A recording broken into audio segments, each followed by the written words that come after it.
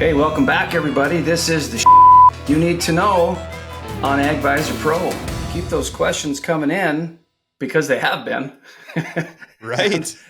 And we've picked another one this week amongst some really good questions. And what do we have for a question this week, my awesome co-host?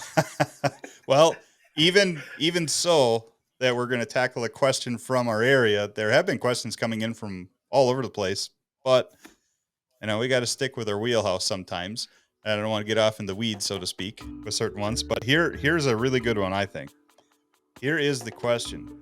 We are on the cusp of sunflower weevil spraying season, and I have never been able to find any good information on length of residual we can expect for different classes of insecticides, as well as within the same classes with different active ingredients. Side note, this also applies to our increasing grasshopper population. Oh, that is a good question. Yeah, so first off, sunflower weevil timing. So you're probably getting into the R stages of sunflower, which you'll then collect a tremendous amount of insects in that crop. We're somewhat limited now. We have some organophosphates that are off the market, so we're kind of just in that pyrethroid category.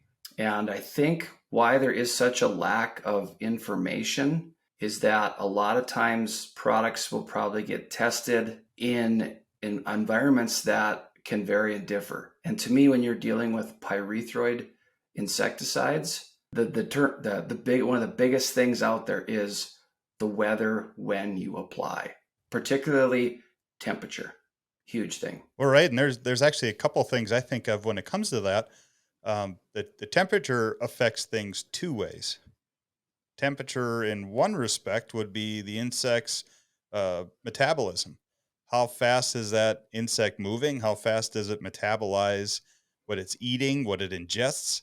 And during high temperatures, that bug's just going faster and faster and faster, and it can burn through an insecticide if it ingests it a lot faster. But also just on plain out the application part of it. And so we rewind to last year in 2021, where we had extreme heat and extreme dry.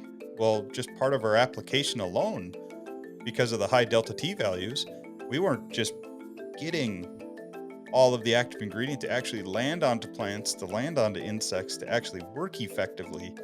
And so you're already starting at a lower level of active ingredient that's actually landing on the plant itself and on the insect itself. And then you have that high heat where it can metabolize through that quicker. So it's like a double whammy. So, and I'll reference this when it comes to temperature. So if you're out spraying a lambda type product, if you're looking for length of residual, you would want to have temperatures probably in the upper 60s to mid 70s. That's like ideal. That's when people are telling you, oh, you get, 7 to 10 or 14 days. And then when you start hitting upper 80s and lower 90s, that residual gets shorter. And if you remember back to, so Lambda is probably the most common brand name is Warrior. Remember when Warrior made a change to go to some UV protection? Mm-hmm. What was that called? What was it called again? I believe it's called Warrior 2 with Xeon technology now. Yeah, Xeon. Yep. So your pyrethroids have a tendency in high sunlight, high heat to shorten that residual period. That's not what you really want. And they become less effective. Where if you had the classification of organophosphates, most popular one was Lorsban, but you still have some other ones, dimate, malathion. They become extremely active as your temperatures get higher, but their mode of action is different. They come off as a gas, and they have short residual, but they have very fast knockdown. So on one hand, one classification likes that high temperature, the other one prefers to see a low one. And have you ever seen any information where people separate out, you're looking at Baythroid versus a Warrior versus Delta Methrin versus, I think companies just concentrate on their own product and they're not going to they probably do internally, but. Right. That's a hard thing. Like you're going to find the seasoned vet, I guess, at every manufacturer that's probably done their work. that has seen the generations of products come through, and they could probably tell you just by general experience Mm-hmm. that within the pyrethroid class that some probably have longer residual or have better activity than others. It's harder to actually identify the length of residual on that. But I would say, being we're talking about the red sunflower seed weevil, and we really only have one class of chemistry, and that's the pyrethroids. Mm-hmm. How do you differentiate between the products? Because you look at like the lambda cyhalothrin. How many different lambda cyhalothrin products are there? They're the same active ingredient, they're the same pounds of AI, and you have this giant spread of super generic, less expensive to the Warrior 2 with the Xeon technology with the UV protectant. Mm-hmm. And there are huge differences within the formulations. And if you go for the cheapest lambda that exists, it probably doesn't have all the extra stuff formulated into the jug. And so you're just getting a straight emulsifiable concentrate. It probably volatilizes relatively easy. It doesn't have those UV protectants. And so it's subject to all these other factors that are really, really, really hard to measure. Mm-hmm. Because how do you know how fast something breaks down from UV protection? That's why you probably never seen real hard numbers come from that, because it's a guess. And you hear the thing when it comes to salespeople talking about, well, our insecticide has UV protectant. It could give you an extra week. Well, I'd say the BS flag is Yeah. A going week? pretty high. An extra week? I'm hoping for I've a I've week. I've totally heard this before, so just it's it's talked about. I think about this. If you ever been involved in the soybean aphid play and everybody came out with their programs, oh well, we'll give you a protection 28 days out, and if that doesn't happen, you just use our product. Well, the whole point of the program was to make sure that you're not going somewhere else. Nobody was getting that many days out of it, and those are soft body, very fast reproducing insects, and a lot of that depended on the weather. So, is there an easy answer? Think of it as you got to do the best thing you possibly can. Water volume, time of day to spray, coverage, all those type of things will help you out. Don't count on a week. And I get questions all the time. Hey, we sprayed this insecticide and we went out the next day and we're checking and these grasshoppers aren't dead. One, you shouldn't be out there the next day because there's a re-entry period for insecticides. Two, the insect is probably going to die by getting the insecticide on them or on leaf material and it's ingested. They have to eat it. So give it some time. That's a good point. I want to pivot some. You brought up the grasshopper thing, and that was another part to this question, was they want to take what applies to the red sunflower seed weevil thing to grasshopper insecticides. And so the only reason that's a different animal is that you look at all the classes of insecticides that you can use on grasshopper. You've opened up a bigger window. Now it depends on, is sunflower labeled for those particular products? That's going to be the bigger thing. It's still mostly pyrethroids, but just this summer alone, I've seen a lot of grasshoppers.